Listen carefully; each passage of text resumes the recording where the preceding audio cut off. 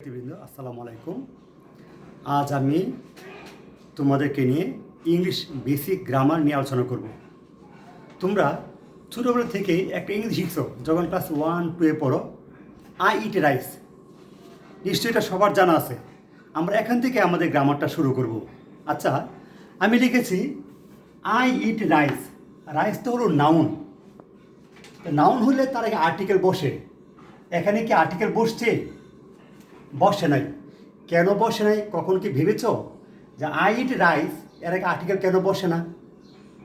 বলো তো কেন বসে না? নিশ্চয়ই কারণ আছে। কারণটা কি? রাইস হলো ম্যাটেরিয়াল নাউন। কেন ম্যাটেরিয়াল নাউন? কারণটা হচ্ছে যে নাউন গণনা করা যায় না, মাপা যায়। যে নাউন গণনা করা যায় না, মাপা যায়, তাকে বলা হয় কি? Material noun. তাহলে আমরা কি বলতে পারি যে ম্যাটেরিয়াল নাউনের পূর্বে আর্টিকেল বসে না? ক্লিয়ার? আচ্ছা, এখানে আসো। আই আই কি? সাবজেক্ট। I subject. সাবজেক্ট কি ছাড়া বসে না? Finite verb. ইট হলো ফাইনাইট ভার্ব। আজকে আমার লেকচারে গ্রামারের সকল দিক ফুটে তুলব। তোমরা শুধু মনোযোগ সহকারে শুনবে। আই কি? সাবজেক্ট। সাবজেক্ট কি ছাড়া বসে না? ফাইনাইট ভার্ব ছাড়া বসে না। তাহলে এই যে ইট, ইটের নাম দুইটা। একটা হলো ফাইনাইট ভার্ব, আবার যেহেতু অবজেক্ট আছে, এটা হলো ট্রানজিটিভ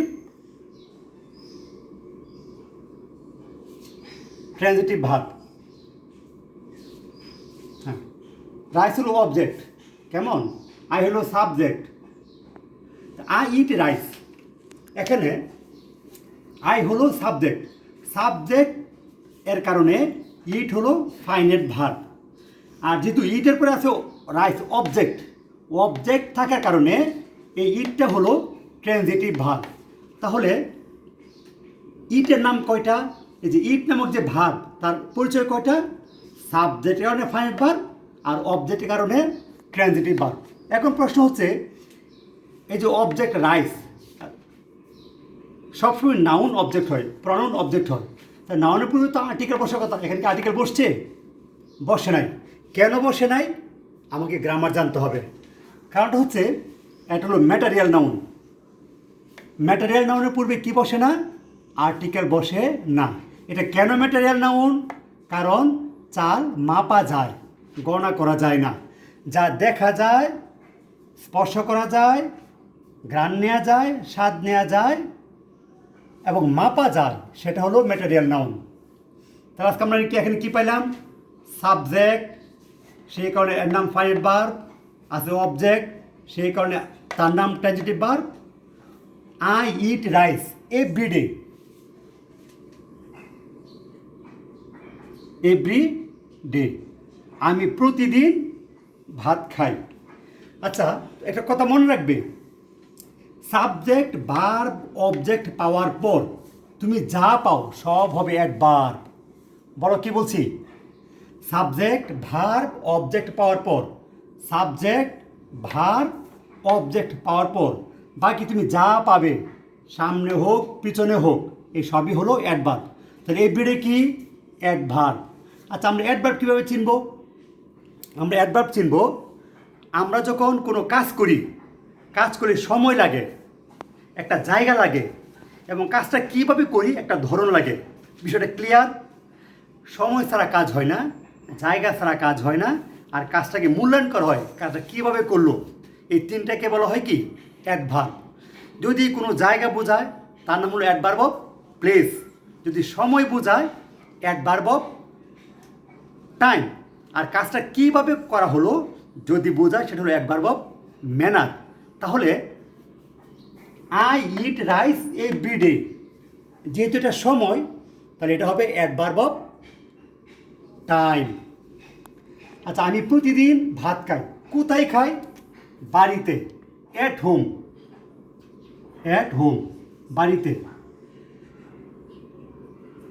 আচ্ছা, অ্যাট হলো প্রেপোজিশন। অ্যাট কি? প্রেপোজিশন। তারপরে কি বসে? নাউন বসে, যাকে বলা হয় অবজেক্ট। এই অ্যাট হোম, নাউন, প্রেপোজিশন এবং নাউন দুইটা মিলে হলো অ্যাডভার্ব অফ প্লেস। কথা ক্লিয়ার? তো সাবজেক্ট এর কারণে তার নাম হলো ফাইনাইট ভার্ব, আর যেহেতু আছে অবজেক্ট সেই জন্য এই ইটার নাম হলো ট্রানজিটিভ ভার্ব। তো সাবজেক্ট ভার্ব অবজেক্ট পাওয়ার পর আমি যা পাই সেটা হলো অ্যাডভার্ব। যদি সময় বোঝায় তার নাম হলো অ্যাডভার্ব অফ টাইম। যদি স্থান বোঝায় অ্যাডভার্ব অফ প্লেস। আমি যদি আরও বড় করি, with heart content, with heart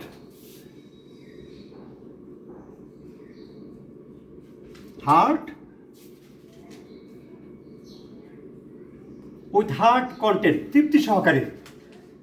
এখানে দেখো উইথ কি? Preposition, with preposition.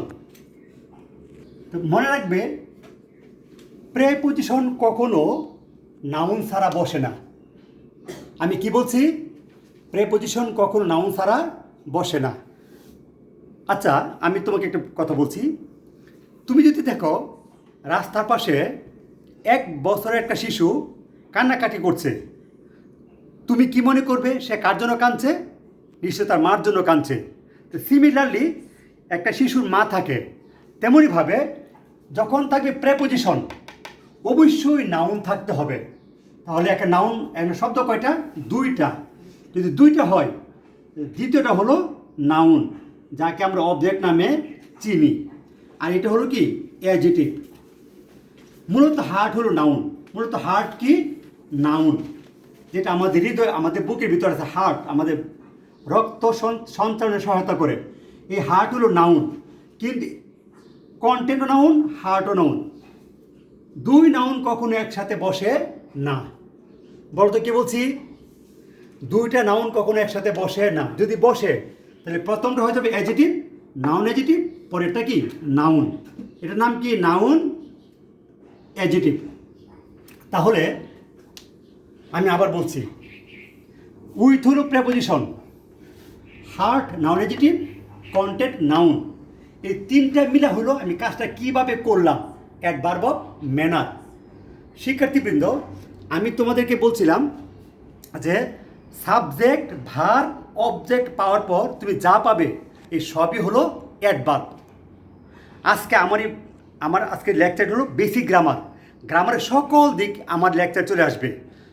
এবার দেখো, তোমরা যারা খাতা কলম নিয়ে বসোনি, তোমরা খাতা কলম নিয়ে বসো, নিশ্চয়ই ভালো করে মজা পাবে। আর অভিভাবকদেরকে বলছি, যদি আপনারা আমার কেউ ভিডিও দেখে থাকেন, আপনার ছেলেকে নিয়ে বসেন বা মেয়েকে নিয়ে বসেন, ভিডিওটা দেন, খাতা কলম নিয়ে বসেন, অবশ্যই কথা ভালো লাগবে। এবার দেখো আমি কি বলছি, যে সাবজেক্ট ভার্ব অবজেক্ট পাওয়ার পর যা পাওয়া যাবে সবই কি? অ্যাডভার্ব। কোনো কোনো অ্যাডভার্বের আগে প্রেপোজিশন থাকে, কোনো কোনো অ্যাডভার্বের আগে প্রেপোজিশন থাকে না। কোনো কোনো অ্যাডভার্ব প্রেপোজিশন গঠিত হয়, আর কোনো অ্যাডভার্ব প্রেপোজিশন ছাড়াই গঠিত হয়। তাহলে আজকে আমার আলোচনা কি? I eat rice every day at home with heart content. আমি প্রতিদিন বাড়িতে তৃপ্তি সহকারে খাই। এখানে আই কি?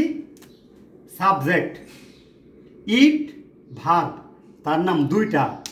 যেহেতু আছে সাবজেক্ট, অতএব তার নাম হলো ফাইনাইট ভার্ব। যেহেতু আছে অবজেক্ট, অতএব তার নাম হলো ট্রানজিটিভ ভার্ব।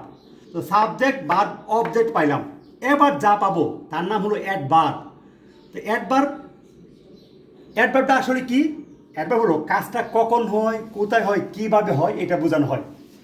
অ্যাডভার্ব হচ্ছে একটা কাজ কোথায় হয়, কখন হয়, কিভাবে হয়, এইটা বোঝানোর জন্য যে স্থান, জায়গা, সময় এবং কাজের ধরন বোঝা যায়, এটা হলো অ্যাডভার্ব।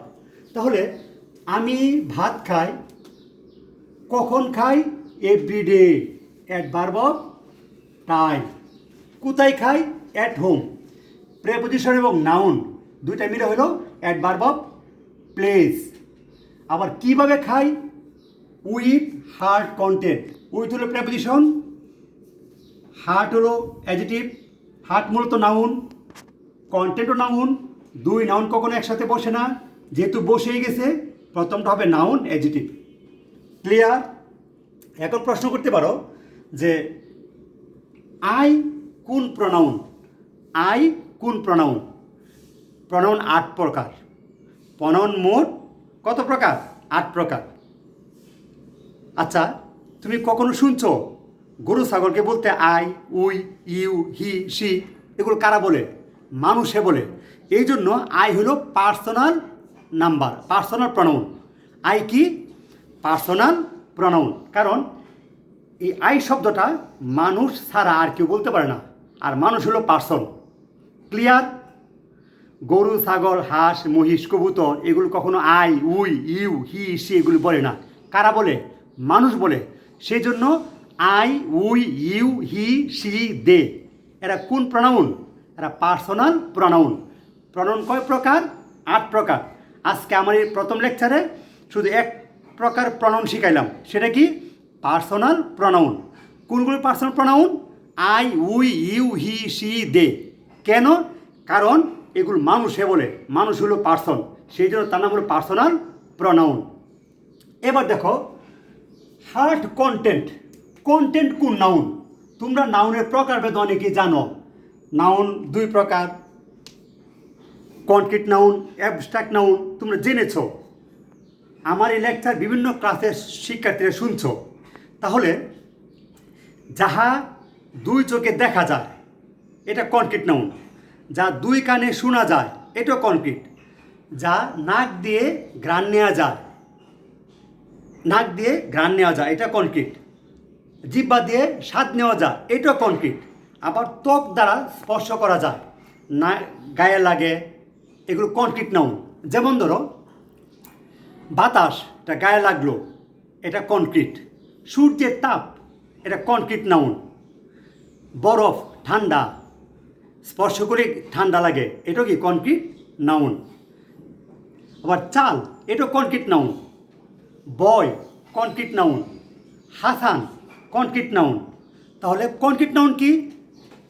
যা 5টা ইন্দ্রিয়ের মাধ্যমে দেখা যায়, শোনা যায়, স্পর্শ করা যায়, স্বাদ নেওয়া যায়, ঘ্রাণ নেওয়া যায়, এটা হলো কোন নাউন?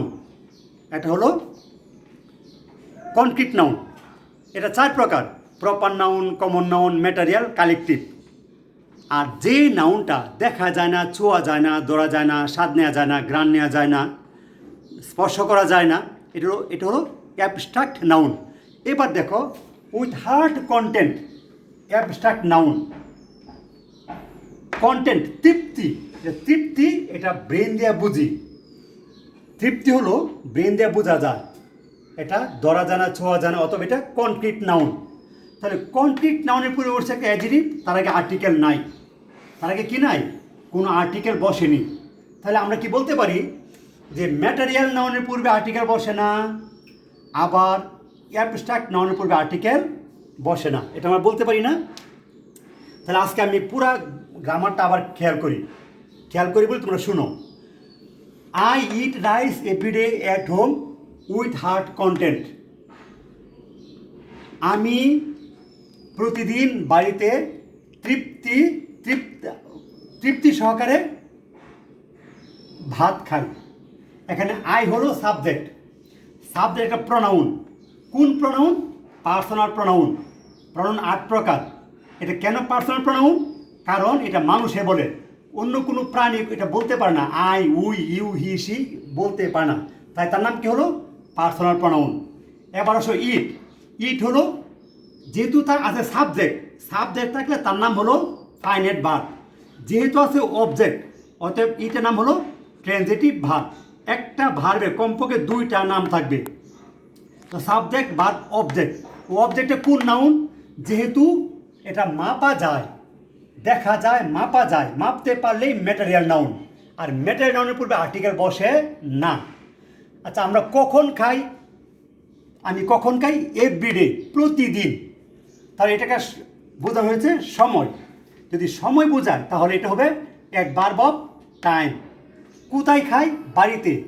প্রেপোজিশন এবং নাউন 2টা মিলে হলো একটা জায়গা, এক ভার্ব অফ প্লেস। কীভাবে খাই? তৃপ্তি সহকারে। উইথ হলো প্রেপোজিশন। প্রেপোজিশন কখন নাউন ছাড়া বসে না। এখন 2টা শব্দ আছে, হার্টও নাউন, কন্টেন্টও নাউন। এবার মনে রাখবে দুইটা নাউন যেহেতু একসাথে বসে না, অর্থাৎ প্রথমটা হয়ে যাবে নাউন অ্যাডজেক্টিভ। আচ্ছা, এখন প্রশ্ন হচ্ছে এটা অ্যাডজেক্টিভ, কন্টেন্ট নাউন, তার আগে আর্টিকেল কেন বসলো না? কন্টেন্ট হলো অ্যাবস্ট্রাক্ট নাউন। কেন অ্যাবস্ট্রাক্ট নাউন? কন্টেন্ট অর্থ হলো তৃপ্তি। তৃপ্তি চোখে দেখা যায় না, কানে শোনা যায় না, স্পর্শ করা যায় না, এটা ব্রেন দিয়ে বুঝতে হয়। এই জন্য অ্যাবস্ট্রাক্ট নাউন, তারপরে কী বসে না? আর্টিকেল বসে না। কথা ক্লিয়ার? আমার দ্বিতীয় বাক্য দেখো।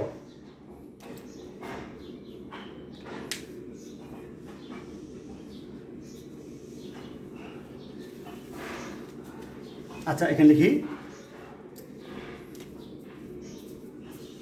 I generally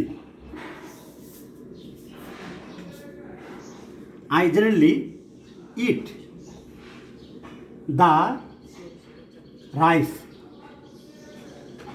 of Rajshahi.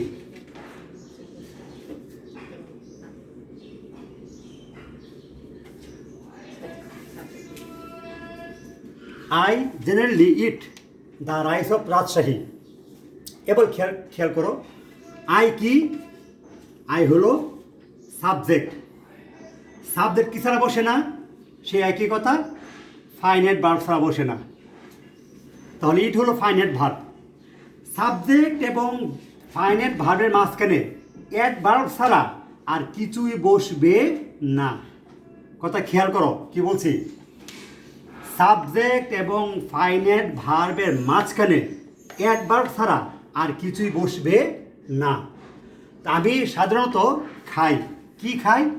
The rice of Rajshahi, রাজশাহীর ভাত। আমি সাধারণত রাজশাহীর ভাত খেয়ে থাকি। এখানে রাইস কোন নাউন? রাইস হলো ম্যাটেরিয়াল নাউন। তাহলে প্রথম বাক্যে রাইসের পূর্বে কোনো আর্টিকেল বসে না, আবার এখানে রাইসের পূর্বে আর্টিকেল বসেছে। তাহলে কেন বসেছে? নিশ্চয়ই তোমরা জানো, অফ হলো প্রেপোজিশন। অফ কি? প্রেপোজিশন। অফ হলো প্রেপোজিশন। যদি প্রেপোজিশনের পূর্বে নাউন থাকে, পরেও নাউন থাকে, প্রেপোজিশন তার আগেও নাউন পরেও নাউন, তাকে বলা হয়, বলো তো তাকে কোন কেস বলে? তোমরা যারা আমার পড়া শুনছো, নিশ্চয়ই অষ্টম থেকে দ্বাদশ শ্রেণী পর্যন্ত আমার কথাগুলি শুনছো, অথবা যারা আরও বেশি পড়াশোনা করছো, অনার্সে পড়ছো, তাদেরকে প্রশ্ন করছি। আচ্ছা বলো তো, এই দ্য রাইস অফ রাজশাহী, এখানে অফ, এটা কোন কেস? নাউন অফ নাউন, কোন কেস? একটু চিন্তা করো। এটা হলো পজিটিভ কেস। তাহলে আমরা পজিটিভ কেস কীভাবে চিনব? একটা নাউন থাকবে, পরে একটা অফ থাকবে, পরে একটা নাউন থাকবে। Noun plus of plus noun, এটার নাম হলো পজিটিভ কেস। কথা ক্লিয়ার? এবার গ্রামারটা বুঝো। যদি ম্যাটেরিয়াল নাউন পজিটিভ কেসে ব্যবহৃত হয়, উত্তরটা কি বলছি? রাইস ম্যাটেরিয়াল নাউন, তারপরে আর্টিকেল কেন বসলো? যদি ম্যাটেরিয়াল নাউন পজিটিভ কেসে ব্যবহৃত হয়, অর্থাৎ যদি ম্যাটেরিয়াল নাউনের পরে অফ থাকে, অবশ্যই আগে কি বসবে? দি বসবে। এবার দি কেন বসলো? যেহেতু ম্যাটেরিয়াল নাউনের পরে অফ আছে, অতএব এটা পজিটিভ কেস। আর ম্যাটেরিয়াল নাউন পজিটিভ কেসে অফের আগে বসলে তার আগে কি বসে? দি বসে। এবার রাজশাহী, এটা একটা নাম। এটা রাজশাহী কোন কোন নাউন? এটা কি প্রপার নাউন, কমন, কালেকটিভ, না ম্যাটেরিয়াল? তোমরা একটু খেয়াল করে শোনো। যে নাউনটা গণা যায়, একটা এবং গণা যায়, একটা করে গণা যায়, যেমন বালক, 5 জন বালক, 10 জন বালক, 5টা গ্রাম, 10টা গ্রাম, 10টা নদী, 20টা পাখা, 40টা কলম, 70টা বই, 25টা বাড়ি, 19টা মানুষ, 13 জন মহিলা, 12টা চেয়ার, 6টা টেবিল, এমন সংখ্যার পর তুমি যা বলো, যা গণা যায়, এটা হলো কমন নাউন। মনে রাখবে, যা গণনা করা যায় তার নাম কি? Common noun. Fan common noun. স্বর্ণ, গোল্ড, এটা ম্যাটেরিয়াল, মাপা যায়। আচ্ছা, তাহলে টাউন, টাউন কোন নাউন? 5টা টাউন, 5টা সিটি, 10টা সিটি। সিটি হলো কমন নাউন। আর যে শব্দ দ্বারা কোনো একটা সিটিকে বোঝাবে এটা হলো প্রপার নাউন। তাহলে রাজশাহী কি?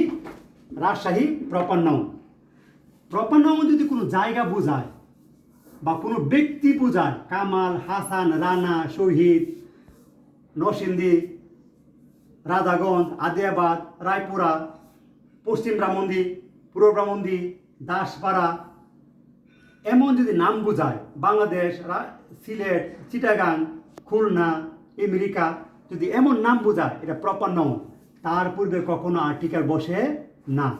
তাহলে রাজশাহী প্রপার নাউন, সেই জন্য কি বসে নাই? তারপরে আর্টিকেল বসে নাই। আর রাইস ম্যাটার নাউন, এটা পজিটিভ কেসে ব্যবহৃত হয়েছে। তার আগে আছে আর্টিকেল দি, পরে কি আছে? অফ। পরে অফ আছে বলে কি হয়েছে? আর্টিকেল দি বসেছে। সে শিক্ষার্থীবৃন্দ, তোমরা এবার জানো যে I generally eat the rice of Rajshahi. এখানে I subject, eat finite verb, দুই ভার্বের মাঝখানে একমাত্র কে বসতে পারে? একমাত্র অ্যাডভার্ব বসতে পারে। ক্লিয়ার? আচ্ছা, আমি আজকে আরেকটা বাক্য লিখে আমার বক্তব্য শেষ করব। তোমরা শুনেছ honesty is the best policy. এই ছোটোবেলা থেকে শিখে আসছো এই প্রবাদটা। এই প্রভাব ছোটোবেলা থেকে শিখে আসছো, টিচাররা বলেন, সব আমরা বলি, সবসময় বলি, honesty is the best policy. Honesty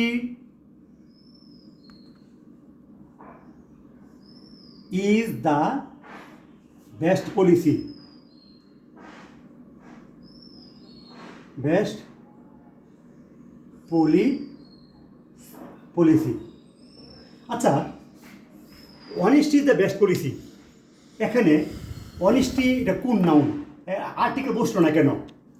এখানে দি কেন বসবে না? নিজেকে প্রশ্ন করো, দি কেন বসবে না? কোনো স্যার কখনো বলে নাই the honesty is the best policy, এটা কখনো বলে নাই। দি কখনো দেয় নাই। আবার বেস্টের আগে এরকম দি ছাড়া কখনো বলে নাই যে the honesty is best policy, এমনটা বলে না। তা কী বলে? Honesty is the best policy. এখানে আর্টিকেল কেন বসলো না আর এখানে কেন বসলো? ক্লিয়ার? তাহলে আমরা কি বলতে পারি অনেস্টি চোখে দেখা যায় না, কানে শোনা যায় না, নাক দিয়ে ঘ্রাণ নেওয়া যায় না, জিহ্বা দ্বারা স্বাদ গ্রহণ করা যায় না, এবং ত্বক দ্বারা স্পর্শ করা যায় না। এটা হলো অ্যাবস্ট্রাক্ট নাউন। এটা কি? Abstract noun. অ্যাবস্ট্রাক্ট নাউনের পূর্বে আর্টিকেল বসে না। ক্লিয়ার? সেই জন্য এখানে আর্টিকেল বসেনি। দ্বিতীয় হলো দ্য বেস্ট পলিসি। পলিসি এটা হলো অ্যাবস্ট্রাক্ট নাউন। পন্থা, উত্তম পন্থা, পন্থাটাও দেখা যায় না, শোনা যায় না, ধরা যায় না, এটা অ্যাবস্ট্রাক্ট নাউন। তাহলে তার আগে আর্টিকেল কেন বসলো?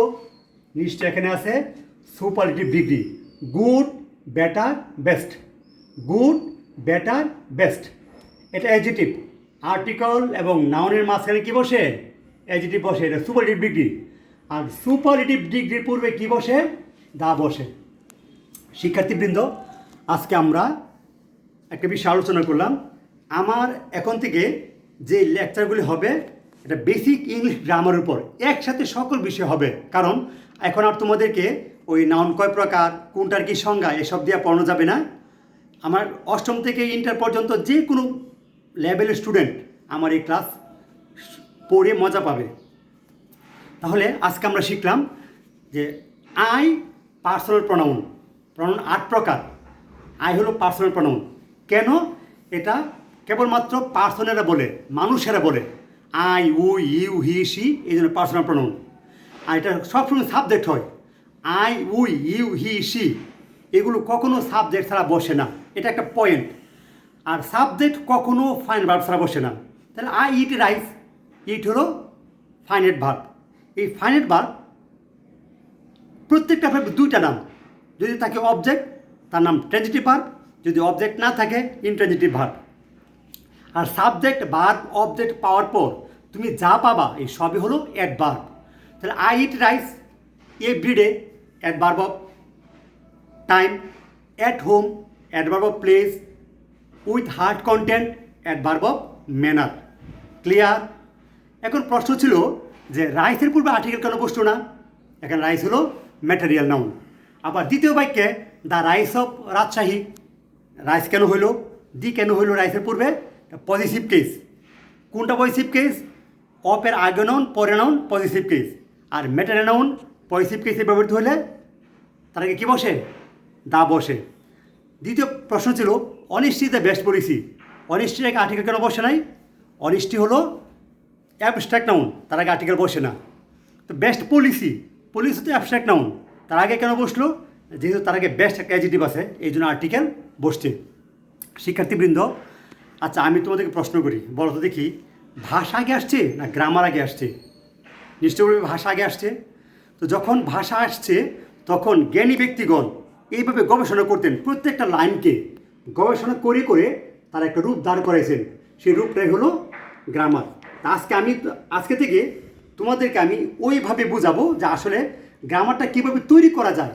আমি অন্যেরটা না শিখে নিজে চিন্তা করে গবেষণা করে আমি গ্রামারটা বের করব। তোমাদেরকে ধন্যবাদ। আমার পরবর্তী lecture 2 basic English grammar lecture 2তে ওয়েলকাম জানিয়ে আমার লেকচার শেষ করছি। আসসালামু আলাইকুম, সবাই ভালো থেকো।